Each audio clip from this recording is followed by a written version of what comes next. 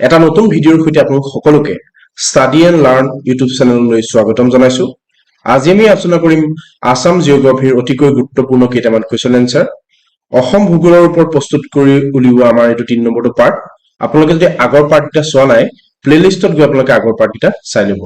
তাতে অতিকৈ গুৰুত্বপূৰ্ণ অসম জিঅ'গ্ৰাফীৰ কুৱেশ্যন কিছু ইনক্লুড কৰা হৈছে, যিবিলাক কুৱেশ্যন আপোনালোকৰ আগন্তুক দিনত আহিব লগা অসম চৰকাৰৰ বিভিন্ন ধৰণৰ প্ৰতিযোগিতামূলক পৰীক্ষাত নিশ্চয় সহায় হ'ব।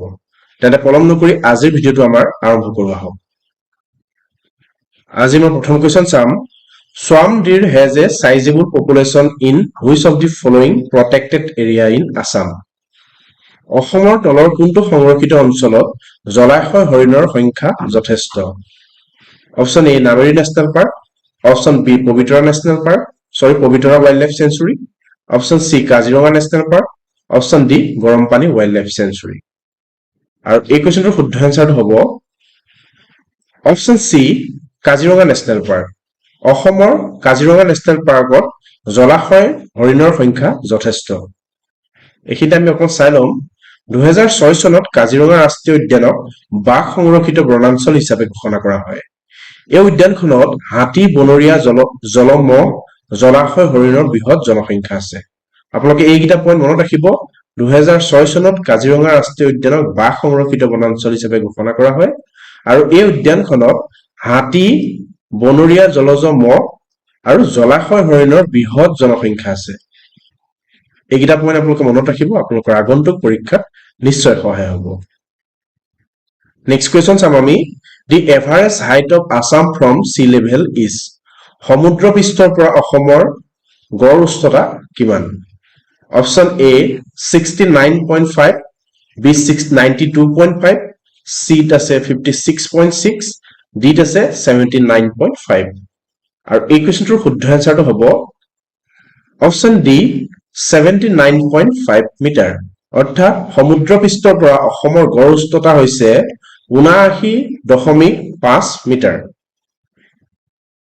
নেক্সট কুৱেশ্যন চাম, আৰু ইয়াতে দিয়া হৈছে which of the following is the highest peak in Karbi plateau?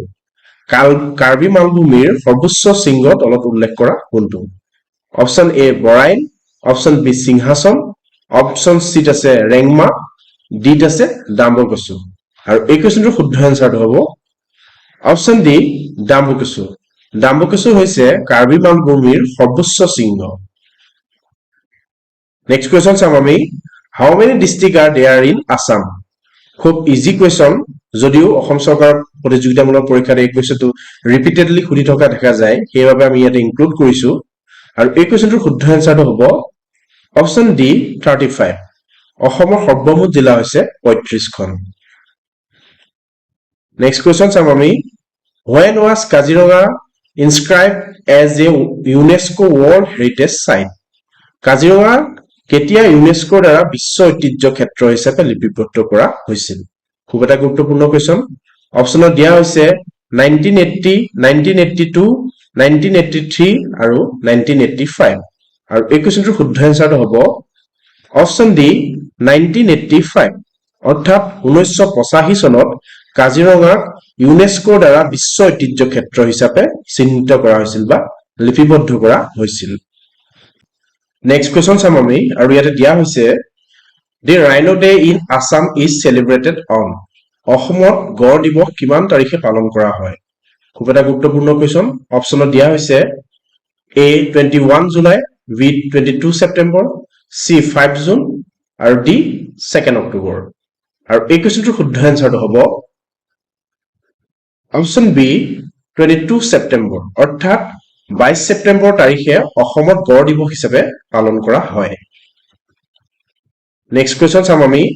What is the total percentage of Assam occupied by forest? অসমৰ কিমান মাটি বনাঞ্চলে দখল কৰি আছে বা অসমৰ কিমান শতাংশ মাটি বনাঞ্চলে আগুৰি আছে? আৰু এই কুৱেশ্যনটোৰ শুদ্ধ এনচাৰটো হ'ব অপশ্যনত ইয়াতে দিয়া হৈছে 34.21%, 32.21%, 31.21% আৰু 29.21%। আৰু এই কুৱেশ্যনটোৰ শুদ্ধ এনচাৰটো হ'ব অপশ্যন এ 34.21%। অৰ্থাৎ অসমৰ 34% মাটি বনাঞ্চলে আগুৰি আছে বা দখল কৰি আছে। নেক্সট কোৱেশ্চন চাম আমি where is Sonai Rupai national park situated Sonai Rupai ৰাষ্ট্ৰীয় উদ্যান অসমৰ ক'ত অৱস্থিত option A Sivasagar option B Digboi option C Jorhat option D আছে শোণিতপুৰ সৰি ইয়াতে আৰ এটা থাকি গৈছে আৰু এই কোৱেশ্চনটোৰ শুদ্ধ এনসাৰটো হ'ব অপচন ডি শোণিতপুৰ সোনাই ৰূপাই ৰাষ্ট্ৰীয় উদ্যান শোণিতপুৰ জিলাত অৱস্থিত নেক্সট কোৱেশ্চন চাম আমি where is চক্ৰশিলা wildlife sanctuary situated চক্ৰশিলা বন্যপ্ৰাণী অভয়াৰণ্য ক'ত অৱস্থিত অপচন এ কোকৰাঝাৰ বি বৰপেটা সি বঙাইগাঁও ডি কামৰূপ আৰু এই কোৱেশ্চনটোৰ শুদ্ধ এনসাৰটো হ'ব অপচন এ কোকৰাঝাৰ চক্ৰশিলা বন্যপ্ৰাণী অভয়াৰণ্যখন অৱস্থিত কোকৰাঝাৰত নেক্সট কোৱেশ্চন চাম আমি why is চক্ৰশিলা wildlife sanctuary famous for চক্ৰশিলা বন্যপ্ৰাণী অভয়াৰণ্যখন কিয় বিখ্যাত option A one horn rhino option B golden langur option C peacock option D pig Chakrashila অভয়াৰণ্যখন এই কাৰণে বিখ্যাত যে তাত অধিক সংখ্যক সোণালী বান্দৰ আছে অৰ্থাৎ option B is the correct answer next question চাম আমি দি ভূপেন হাজৰিকা সেতু Dhola Sadiya bridge is constructed over which river Bhupen Hazarika সেতু কোনখন নদীৰ ওপৰত নিৰ্মাণ কৰা হৈছে option A Brahmaputra option B Barak option C Dihar option D Lohit আৰু এই কোৱেশ্চনটোৰ শুদ্ধ এনসাৰটো হ'ব আমি সকলোৱে জানো অপচন ডি লোহিত ভূপেন হাজৰিকা সেতু লোহিত নদীৰ ওপৰত অৱস্থিত নেক্সট কোৱেশ্চন চাম আমি আৰু ইয়াতে দিয়া হৈছে which forest is single handedly planted by যাদৱ পায়েং যাদৱ পায়েঙে কোনখন বনাঞ্চল এককভাৱে ৰোপণ কৰিছে খুব এটা গুৰুত্বপূৰ্ণ কোৱেশ্চন আৰু এই কোৱেশ্চনটোৰ অপচনত দিয়া হৈছে option A Bornadi forest option B Molai forest option C Barail forest আৰু অপচন ডি আছে দিহিং ফৰেষ্ট আৰু এই কোৱেশ্চনটোৰ শুদ্ধ এনসাৰটো হ'ব অপচন বি মলাই ফৰেষ্ট যাদৱ পায়েং দেৱে তেখেতে এককভাৱে ৰোপণ কৰা বনাঞ্চলখনৰ নাম হৈছে Molai forest so option B is the correct answer next question চাম আমি Assam share international border with which of the following countries? অসমে তলত উল্লেখ কৰা কোন দুখন দেশৰ লগত নিজৰ আন্তঃৰাষ্ট্ৰীয় সীমা ভাগ বতৰা কৰে আৰু ইয়াত অপচন দিয়া হৈছে option A Nepal and Bangladesh বিত আছে ভুটান ম্যানমাৰ এণ্ড বাংলাদেশ সিত আছে ভুটান এণ্ড বাংলাদেশ ডিত আছে ভুটান নেপাল এণ্ড চাইনা আৰু এই কোৱেশ্চনটোৰ শুদ্ধ এনসাৰটো হ'ব option C Bhutan and Bangladesh অসমে নিজৰ আন্তঃৰাষ্ট্ৰীয় সীমা ভাগ বতৰা কৰে ভুটান আৰু বাংলাদেশৰ লগত নেক্সট কোৱেশ্চন চাম আমি what is Assam position among all the Indian states in term of elephant population ভাৰতৰ সকলো ৰাজ্যৰ ভিতৰত হাতী জনসংখ্যাৰ ক্ষেত্ৰত অসমৰ স্থান কি option A first option B second option C third option D fifth আৰু এই কোৱেশ্চনটোৰ শুদ্ধ এনসাৰটো হ'ব অপচন বি সেকেন্ড ভাৰতৰ সকলো ৰাজ্যৰ ভিতৰত হাতী জনসংখ্যাৰ ক্ষেত্ৰত আমি যদি চাওঁ অসম আছে 2 নম্বৰ স্থানত so option B is the correct answer next question চাম আমি which is the smallest national park in Assam অসমৰ আটাইতকৈ সৰু ৰাষ্ট্ৰীয় উদ্যান কোনখন অপচন এ আছে দিয়া হৈছে ইয়াতে ডিব্ৰু-চৈখোৱা নেশ্যনেল পাৰ্ক বি মানস নেশ্যনেল পাৰ্ক সিত আছে ৰাজীৱ গান্ধী ওৰাং নেশ্যনেল পাৰ্ক ডিত আছে নামেৰি নেশ্যনেল পাৰ্ক আৰু এই কোৱেশ্চনটোৰ শুদ্ধ এনসাৰটো হ'ব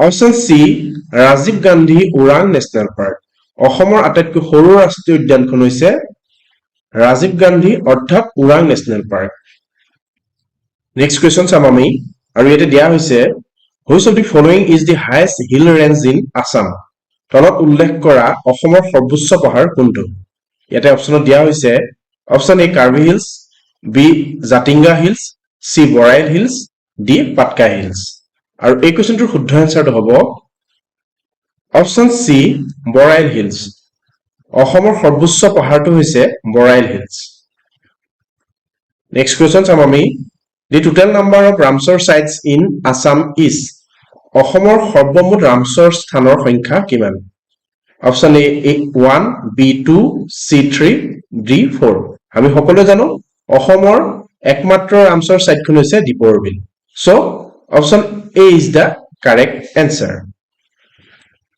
নেক্সট কোৱেশ্চন চাম আমি Which of the following river is known as Kameng in Arunachal Pradesh? তলত উল্লেখ কৰা কোনখন নদী অৰুণাচল প্ৰদেশত কামেং নামেৰে জনাজাত? অপচন এ জিয়াধল, বি সুবনচিৰি, সি জাজি, ডি জিয়াভৰলি। আৰু এই কোৱেশ্চনটোৰ শুদ্ধ এনসাৰটো হ'ব অপচন ডি জিয়াভৰলি। জিয়াভৰলি নদীক অৰুণাচল প্ৰদেশক কামেং নামেৰে জনাজাত। নেক্সট কোৱেশ্চন চাম আমি what is the total geographical area of Assam? অসমৰ মুঠ ভৌগোলিক এলেকা কিমান? Option A 78,438 square kilometre, option B আছে 78,342 square kilometre, option C 78,338 square kilometre, option D আছে 73,748 স্কয়াৰ কিলোমিটাৰ। আৰু এই কোৱেশ্চনটোৰ শুদ্ধ এনসাৰটো হ'ব অপচন এ 78,438 স্কয়াৰ কিলোমিটাৰ, অৰ্থাৎ 78,438 বৰ্গ কিলোমিটাৰ হৈছে অসমৰ সৰ্বমুঠ ভৌগোলিক এলেকা। নেক্সট কোৱেশ্চন চাম আমি the state bird of Assam is. অসমৰ ৰাজ্যিক চৰাই তলত উল্লেখ কৰা কোনটো?